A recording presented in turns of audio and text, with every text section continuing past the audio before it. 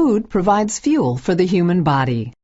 How does the food you eat become the energy your body needs to live? The process begins with eating. Let's see what happens when John eats a sandwich containing bread, meat, and cheese.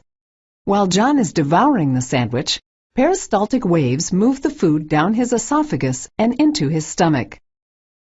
After being mixed in the stomach and exposed to hydrochloric acid and some enzymes, the food moves into the small intestine. Once in the small intestine, the final stages of digestion change the food into the individual nutrients it contains. The bread provides almost all the carbohydrate in the sandwich. The bread also provides some protein and a small amount of lipid.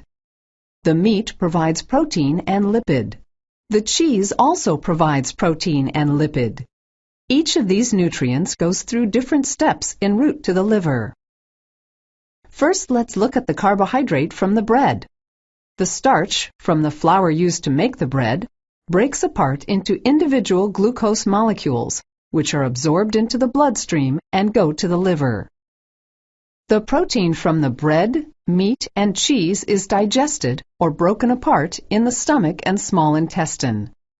During digestion, the protein is broken into individual amino acids. These amino acids are absorbed through the intestinal lining into the bloodstream and go to the liver. The lipid from the meat and cheese is digested in the small intestine. The lipid is broken into glycerol and fatty acids. Glycerol and some of the fatty acids are absorbed through the intestinal tract lining into the bloodstream. The long-chain fatty acids are absorbed into lymph. These long-chain fatty acids will travel in the lymphatic system until they finally move into the bloodstream. Once in the bloodstream, the carbohydrate, protein, and lipid, now in the form of glucose, amino acids, glycerol, and fatty acids, travel to the liver. The liver stores some of the nutrients and releases others into the bloodstream, where they are taken up by cells as needed.